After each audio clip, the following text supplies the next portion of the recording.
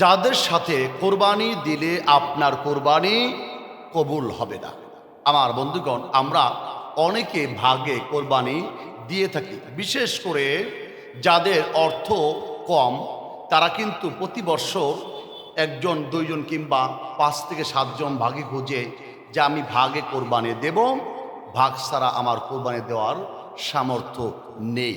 তাদেরকে আমি বলবো, ভাগে কোরবানি দেওয়ার সময় অবশ্যই কয়েকটা বিষয় আমাদের খেয়াল রাখতে হবে। বিশেষ করে যদি 7 জনে ভাগে কোরবানি দেন কিংবা আপনি যে কয়জনে দেন না কেন, যদি একজনের মধ্যে আপনি কুরবানির বেলায় নিয়তে গরমিল থাকে, সেক্ষেত্রে কিন্তু সকলের কুরবানি বরবাদ হয়ে যাবে, সকলের কুরবানি আপনার সর্বনাশ হয়ে যাবে। এই জন্য বন্ধুগণ, অর্থাৎ কোরবানির বেলায় কিন্তু খুবই সেন্সিটিভ একটি বিষয়, সেটা হচ্ছে অর্থাৎ ভাগে দেওয়ার সময় যদি একজন ব্যক্তির নিয়ত কিংবা মালের মধ্যে ভেজাল থাকে, হারাম থাকে, তাহলে কিন্তু সব জনের অর্থাৎ প্রত্যেক ব্যক্তির কোরবানি বাতিল হয়ে যাবে। এজন্য আসুন আমরা জানবো কাদের সাথে কোরবানি দিলে আপনার আমার কোরবানি বাতিল হয়ে যাবে।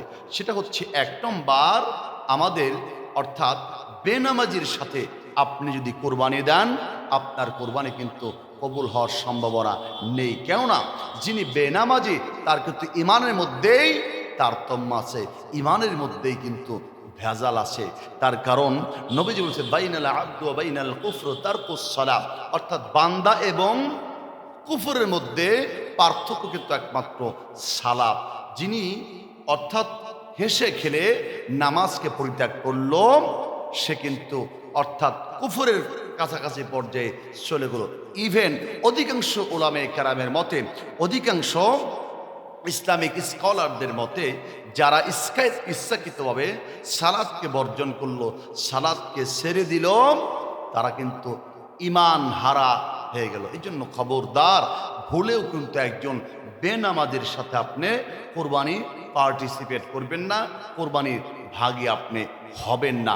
এই জন্য যদি পারেন, আপনি খোঁজ নিয়ে যদি কোনো ভালো মুত্তাকি পরহেজগার লোক পেয়ে থাকেন, সেক্ষেত্রে আপনি তার সাথে কোরবানি করতে পারেন। কিন্তু যদি না পেয়ে থাকেন, আপনাকে গরুই দিতে হবে এরকমটা কিন্তু নয়। আপনি 12-14 হাজার টাকা দিয়ে একটা ছাগল ক্রয় করে আপনি কোরবানি দিয়ে দেন, আপনার কোরবানি ইনশাল্লাহ হয়ে যাবে। কিন্তু আপনি ভাগে দিতে গেলে কিন্তু অবশ্যই আপনাকে এই বিষয়গুলো খেয়াল রাখতে হবে যে আপনি যার সাথে কোরবানি দিচ্ছেন, ওই লোকটি নামাজ পড়ে কিনা, ওই লোকটির টাকা হালাল কিনা। এবার আসুন, অর্থাৎ দ্বিতীয় যে ব্যক্তিটি হচ্ছে আপনার সুদখোর।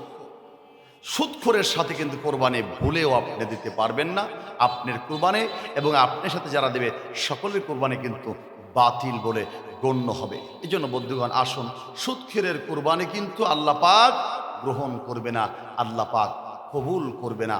তার কারণ যিনি হারামখোর, হারাম টাকা দিয়ে আল্লাহর দরবারে কোনো ভালো আমল, কোনো ভালো কাজ, কোনো ভালো সওয়াব আশা করা যায় না। কারণ নবীজি বলছেন ইন্নাল্লাহ তাইয়্যিব লা ইয়াকবালু ইল্লা তাইয়্যিবা, অর্থাৎ আল্লাহ পবিত্র, আল্লাহ পবিত্রতাকে গ্রহণ করেন। আল্লাহ কোনো নাপাক, কোনো হারাম বিষয় কিন্তু আল্লাহ পাক গ্রহণ করেন না। এই জন্য ভুলেও আপনি অর্থাৎ ভুলেও আপনি হারাম পন্থায় অবলম্বন করে, হারাম টাকা অবলম্বন করে আপনি কোরবানি দেবেন না। আপনার কোরবানি তো হবেই না, ইভেন আপনার সাথে যারা অংশীদার হবে এদের কোরবানি কিন্তু গ্রহণ করা হবে না। এই জন্য বন্ধুগণ, আসুন, যারা হারামখোর, সুদখোর, এদেরকে আমরা অ্যাভয়েড করে চলবো, এদের থেকে আমরা দূরে থাকবো। এদের সাথে কোরবানি তো দূরের কথা, এদের সাথে সম্পর্ক যতটুকু দূরে রাখা যায় এমনকি এদেরকে আমরা বোঝাবো, বারবার বোঝাবো সুদ। তার কারণ সুদ হচ্ছে একটি হারাম বিষয়।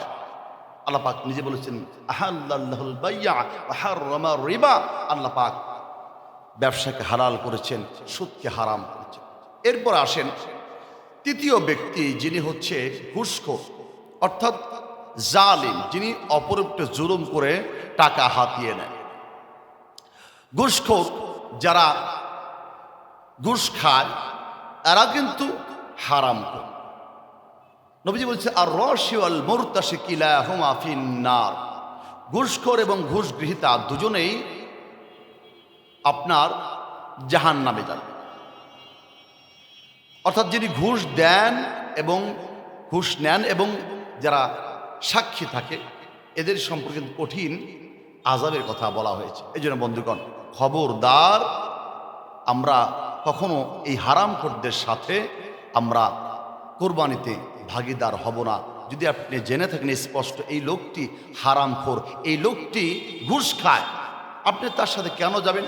কেন আপনি গরু দিতে হবে? আপনি একটি ছাগল দিয়ে দেন, ইনশাল্লাহ আপনার কোরবানি আল্লাহ পাক কবুল করবেন, কোনো সমস্যা হবে না। এই জন্য বন্ধুগণ, আমরা ভুলেও আমরা হারামখোরদের সাথে কোরবানি করব না এবং আমরা বেনামাজিদের সাথে কোরবানি করব না।